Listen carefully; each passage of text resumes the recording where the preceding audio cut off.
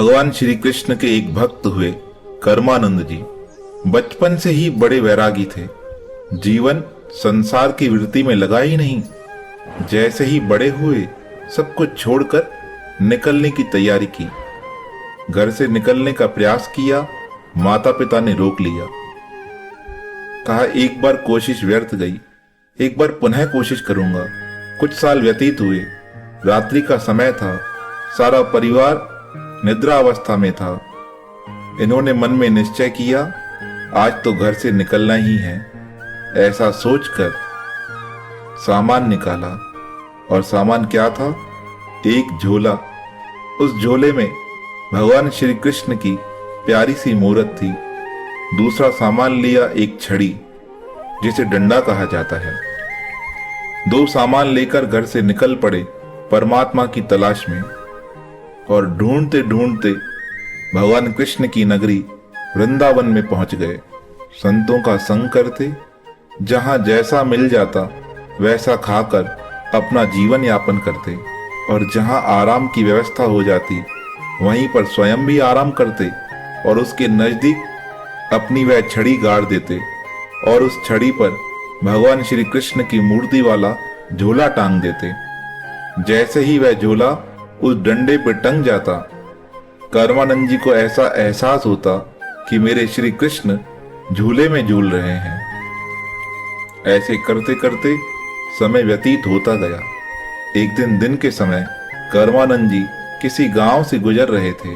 तभी थोड़ा नींद का एहसास हुआ और आराम करने की इच्छा से उन्होंने वृक्ष के नीचे अपना डेरा जमा दिया और पास में ही मिट्टी में अपना वह डंडा गाड़ दिया।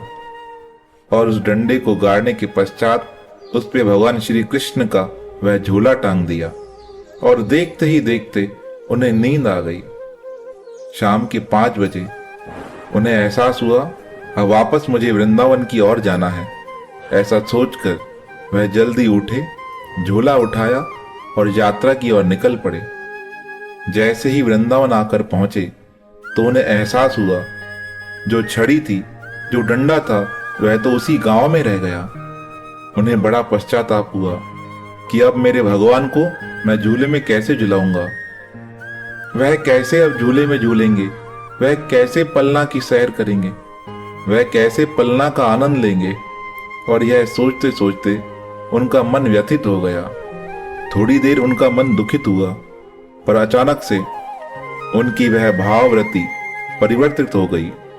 जो भगवान के प्रेम के लिए व्यथित थे, अब उनको भगवान के ऊपर गुस्सा आने लगा। उन्होंने झोले से भगवान श्री कृष्ण की मूर्ति बाहर निकाली और बड़े जोर से श्री कृष्ण से कहने लगे, मैं तो ठहरा बूढ़ा, मेरे में तो समझ नहीं है, मेरी तो बुद्धि मर गई है, मुझे तो कुछ याद नहीं रहता, पर तुम्हें तो याद रहता है। तुम तो नौजवान हो, तुमको याद करना चाहिए।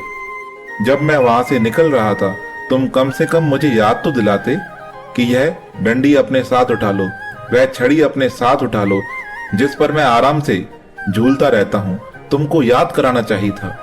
इधर कर्मानंद जी बड़े क्रोध से श्री कृष्ण को डांट रहे थे। उधर गोलोक में बैठे भगवान श्री कृष्ण राधा के साथ प्रसन्न हो रहे थे। माता राधा ने पूछा, हे प्रभु, आपकी प्रसन्नता का कारण क्या है? तब श्री कृष्ण कहने लगे, हे राधे, आज तक जितने भी भक्त हुए वह मुझे प्यार करते हैं, मुझे भजन सुनाते हैं, लोरी सुनाते हैं, झूला झुलाते हैं। आज यह कर्मानंद इतने आवेश से, इतने गुस्से से मुझे डांट रहा है, तब भी मुझे खुशी की प्राप्ति हो रही है। राधा ने कहा, इसका कारण क्या है? श्री कृष्ण कहने लगे, इसका मुख्य कारण है कर्मानंद का प्रेम। वह जितना प्रेम से मुझे समझा रहे हैं, वह समझ रहे हैं कि मैं सब कुछ सुनता हूँ, सारे काम मैं खुद करता हूँ, इसलिए वह बड़े हक से, बड़े प्रेम से मुझे डांट रहे हैं और मुझे बड़ा आनंद आ रहा है। तब राधा कहने लगी, कृष्ण, अब इसका उपाय क्या है? उन भक्तों का क्रोध कैसे शांत होगा? कृष्ण कहने लगे, मुझे ही जाना पड़ेगा।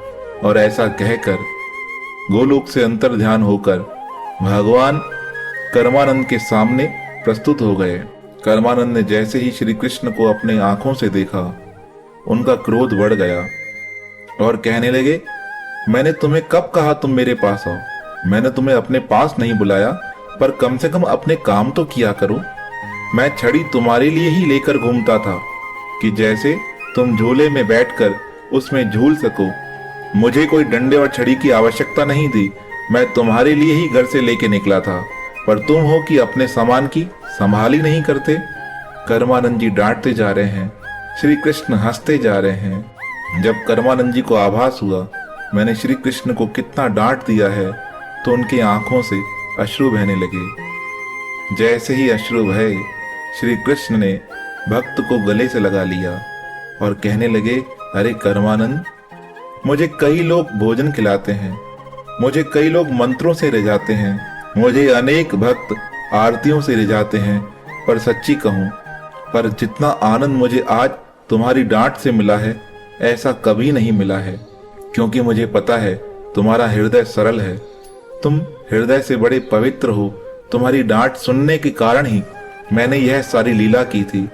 मैं चाहता तो तुम्हें याद करा सकता था कि तुम छड़ी भूल गए हो, पर अगर मैं तुम्हें याद कराता तो तुम मुझे डांटते कैसे? और जो गुस्सा करके तुमने मुझ पे अपना प्रेम लुटाया है, वह प्रेम मुझे कैसे प्राप्त होता?